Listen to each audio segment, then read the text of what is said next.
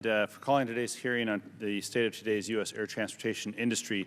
I, too, would like to recognize the families of the passengers of Colgan Flight 3407 who are with us today. Welcome and thank you for your tireless efforts to improve aviation safety. I also want to welcome to today's panel of witnesses Brad Tilden, the CEO of Seattle-based Alaska Airlines, and a fellow Loot. Brad and I know what that is. It's not necessary to explain it.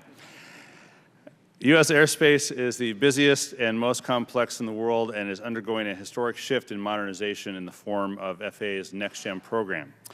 Alaska Airlines has been a strong advocate for NextGen, which has delivered more than $2.7 billion in benefits to airlines and operators of GA aircraft and is expected to produce $13 billion in benefits for the government and users by 2020 and over $160 billion by 2030.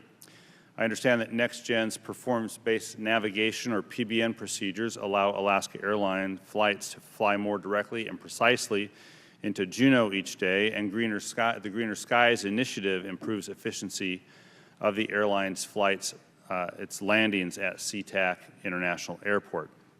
So, Mr. Tilden, I look forward to hearing from you today about how the state-of-the-art NextGen technologies and procedures are improving efficiency in today's airspace and providing benefits for the aviation industry generally.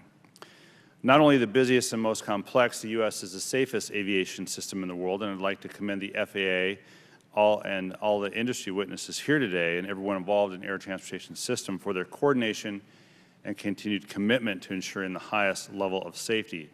This laudable safety record of U.S. commercial airlines in recent years is due in large part to a 2010 congressional mandate that each airline pilot possesses an airline transportation certificate. And I personally support that. I believe that current pilot training requirements are non-negotiable. At the same time, though, I realize that some regional air carriers, among them, there is some concern about the shortage of pilots in this country. So earlier this week, Ranking Member DeFazio and I made a request to the Department of Transportation's Inspector General. At our request, the DOT Inspector General reported that some regional airlines have started increasing pay to attract additional pilots. That is a step in the right direction.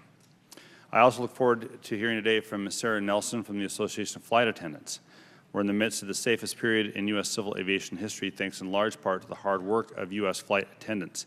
Their training and readiness to spring into action have saved lives in dangerous accidents.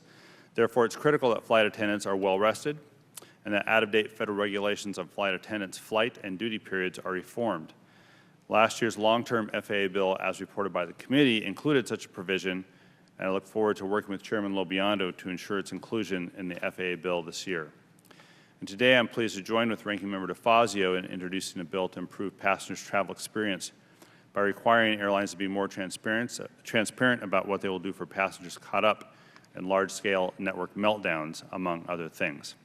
We must continue to ensure that air travel experience is fair and devoid of discrimination. On this front, I was pleased to have included in last year's short-term bill a provision on air travel accessibility and look forward to hearing what more the subcommittee can do to improve passengers' travel experience. And finally, Mr. Chairman, I would ask for unanimous consent that written statements prepared by the Airline Pilots Association International and the Association of Professional Flight Attendants be entered into the record. Without objection, so ordered.